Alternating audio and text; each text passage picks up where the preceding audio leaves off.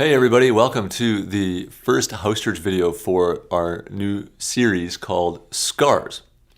In this video, I'm going to be talking more about the series as a whole, trying to set us up to get the most out of each week, because there's going to be some patterns week to week, and we talked about those on Sunday. But let me calibrate us to the whole series by really sharing with you my question mark, light bulb, and arrow, not just for last Sunday, but for the whole series.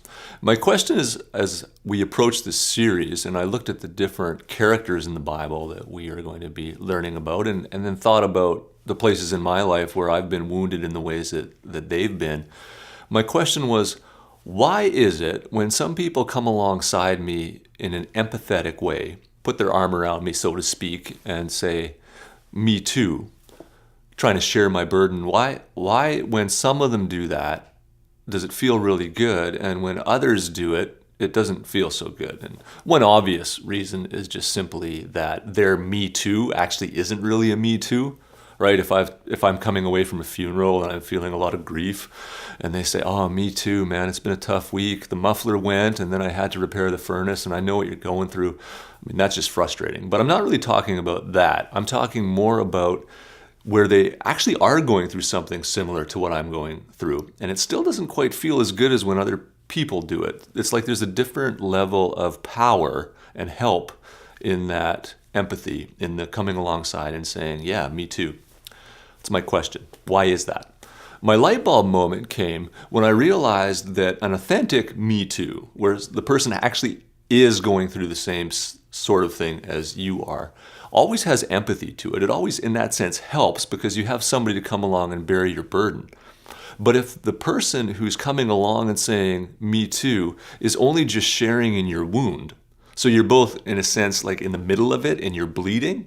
So on Sunday, we talked about marriage, right? You've got two people, two guys whose marriages are having a hard time, and they're both seeming unable to move it ahead or bring reconciliation or healing. They're getting together to watch the game, and it feels okay because they're sharing each other's burdens and they're commiserating, and it's almost like a misery loves company kind of thing.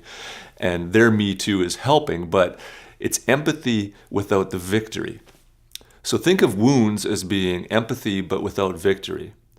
And my light bulb moment comes when I think about scars, because scars are not only empathy but also victory. This is somebody who surely does understand what I'm gone through. They have gone through it, but they've come out the other side and they remember it. Scars don't mean you don't remember, but scars mean in some sense you've come out, you're still standing, and you're triumphant. So there's the empathy of a me too, but then there's like that special scar version of it where it's not wound speaking to wound, it's scar speaking to wound, and it has some hope to it. That's my light bulb moment.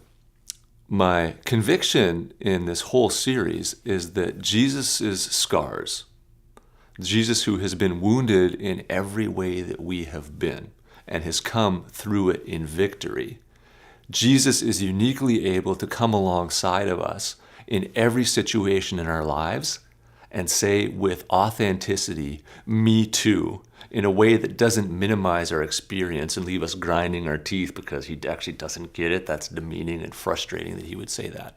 But no, Jesus, having been a person and having lived a full life and having experienced pain and regret and physical suffering and you name it, is actually able to come alongside us and say, "me too."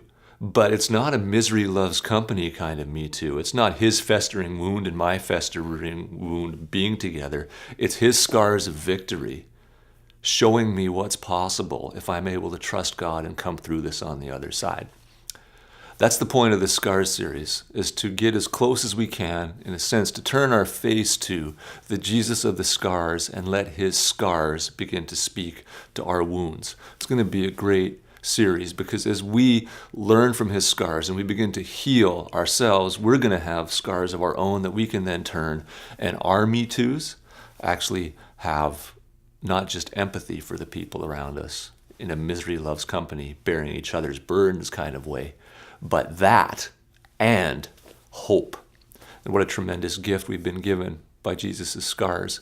And as we heal and have our own scars to share, what a gift we get to give to other people. It is Side Week, and that's what you're doing, giving each other the gift of your story, the gift of diving into relationships that are difficult, praying, counseling, all that kind of stuff. this is the week for that. And so dive in and enjoy being a blessing to each other.